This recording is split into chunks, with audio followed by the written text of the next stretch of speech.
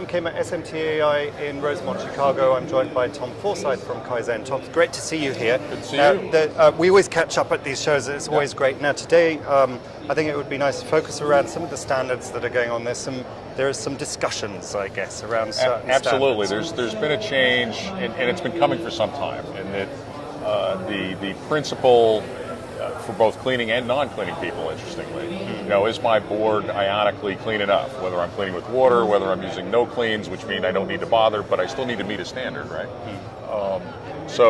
And we've used a test called ROSE. It's a solvent extraction test. Essentially, it's making tea, right? The ionics are the tea. And of course, no clean sort of means that you're not supposed to be able to detect anything, right? That's the whole concept. And for maybe the last 4 or 5 years, that's been sort of, well, what are we going to do about that? Now that gets exacerbated by the fact that now we're bringing out larger and larger devices, and we're actually beginning to experience some challenges with reflow underneath those devices. So now the question is, okay, I can't see it, I can't x-ray it,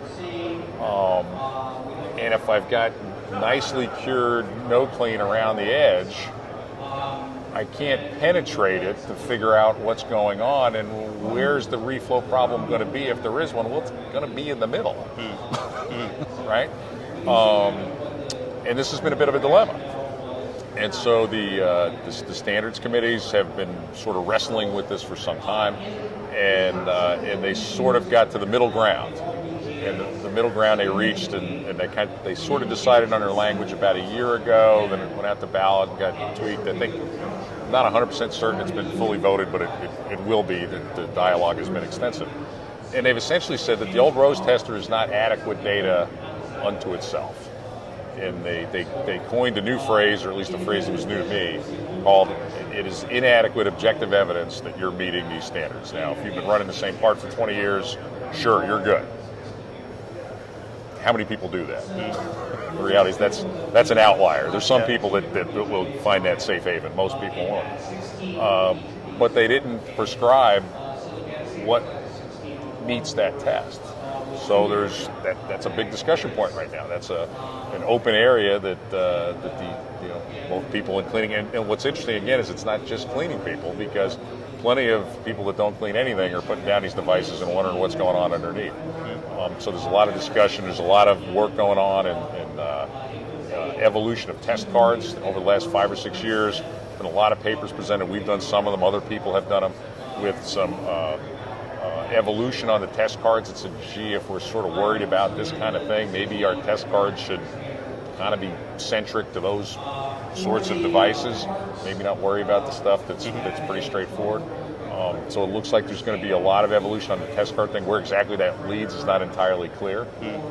But it's to the boring world of cleaning and whatnot. It's kind of interesting.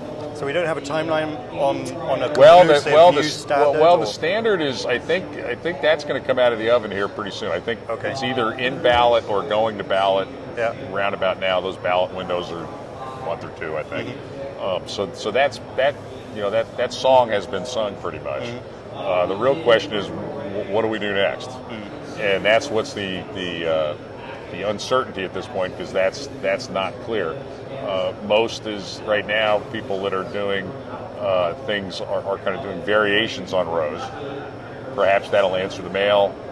Perhaps not. I mean, that's going to be sort of an emerging topic over the next couple of months. That's why I wanted to talk about it, because it's kind of in its early stages here. So we'll see what the new developments bring. But clearly, the test card evolution is kind of happening.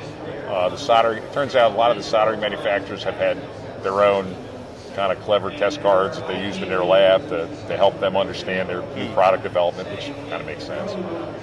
And those are sort of emerging a little bit, and we're doing some work in that area. Some other people are doing some work in that area, and I think that's kind of the beginning of it. That says, all right, is there a consensus on what we're worried about? Because it starts there, right? I mean, if your knee hurts, you go to an orthopedic guy. You don't go to the ear, nose, and throat guy, because he's not going to be helpful, right? So that part's underway and starting.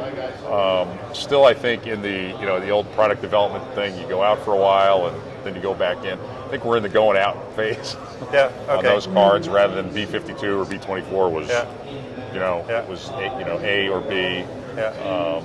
Which I think will be interesting, and I think there'll continue to be papers on it, and there'll be some harmony will be found, I suspect, and then we'll see what happens from how do we get there from here. What are we testing? How can people test it in a timely manner? Because of course the Rose testing was very timely. That was one of its keen advantages. Expensive to run, very timely, operator easy. So clearly those sorts of things are going to be important for whatever winds up coming next. Certainly want to keep an eye out for and keep a watch on. Yep. So thank you very much for talking to us today about it, and I wish you great success with the rest of the show. My here pleasure. at SMTAI. Things are going well. It's good to see you again. Thank you.